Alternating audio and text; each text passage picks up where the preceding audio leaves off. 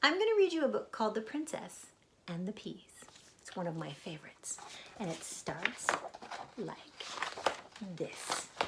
Lily Rose May was a sweet little girlie. Her eyes were bright blue and her hair was so curly. She lived with her dad in a beautiful wood. She was kind and polite, and she was usually good. She did all of her homework and cared for her rabbit. She did not pick her nose or have any bad habits.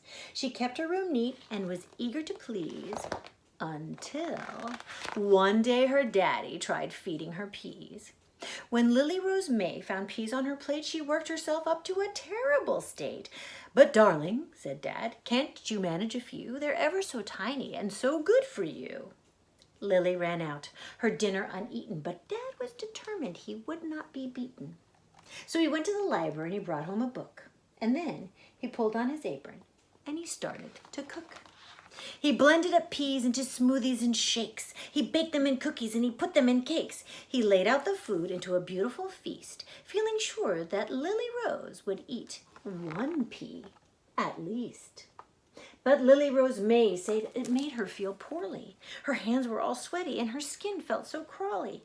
"My tummy is churning. Oh, turn the page quick. I'm going to be terribly, horribly sick." The next day, the doctor jumped out of his car, shouting, "Lily Rose May, open wide and say ah." And then he listed her symptoms: quite pretty, polite, and allergic to peas. He thought he was right. "With all things considered, I have to assess this disease has no cure. The girl's a princess." "You have to be joking," the father exclaimed. "Oh, she's a princess, all right," the doctor explained. And to prove it, he told them a terrible tale about a beautiful maiden caught up in a gale. She came to the palace all covered in snow, crying, "Please let me in, I'm a princess, you know." To make sure the poor girl was telling the truth, the queen made a bed piled as high as the roof, and right at the bottom she snuck in a pea, and then she tucked the girl in with a hot mug of tea.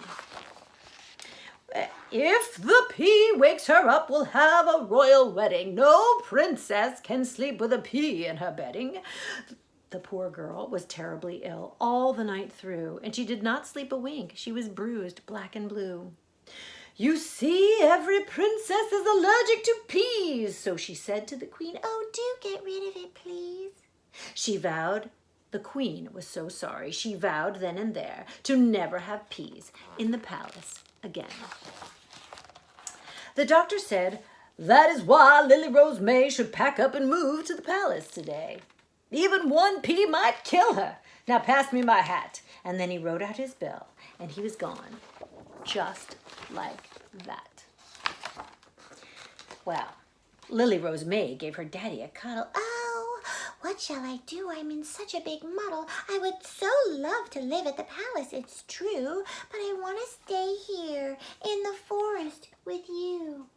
"I know," soothed her dad, "but the doctor knows best." So they packed up all her toys and her clothes in a chest, and then off to the palace went Lily Rose May, with a promise to write to her dad every day. And the queen said, "How lovely! A brand new princess. Here, have lots of jewels and a pretty new dress. You'll find all you need up the stairs in your room. Just make sure to come down and eat lunch around noon."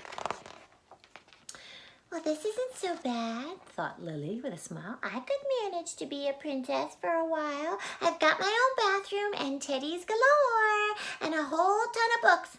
What girl could want more?"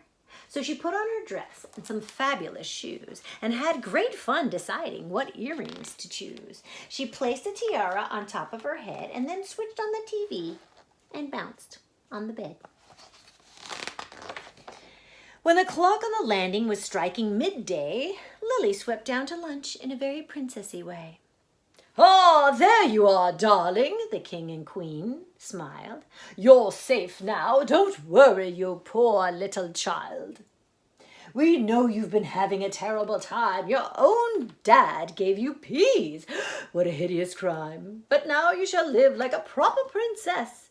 Do you know what we're having for lunch? Can you guess? Our very best chef made it specially for you, a lovely big bowl full of cold cabbage stew.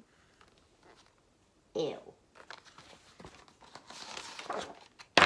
Now eat up your lunch, then your training can start. You've got 54 speeches to learn by heart. There's 3 hours of waving to please all your fans and lessons in smiling and the shaking of hands. 3 hours of waving? Thought Lily Rose May. And bowls full of sloppy green slush every day? Oh, I thought living here would be oodles of fun, but this is a nightmare. Oh, what have I done? I may not be a princess, said Lily Rose May, and I have to get home to my dad right away. I'm sure I can learn to eat peas if I try. And then she gave back the jewels and she said, thank you, goodbye. Now, Lily Rose May is an expert in peas. She just dips them in ketchup or chocolate or cheese. And then she gobbles them up as quick as can be, and she never, ever goes back to the palace for tea. And that is the end of the story.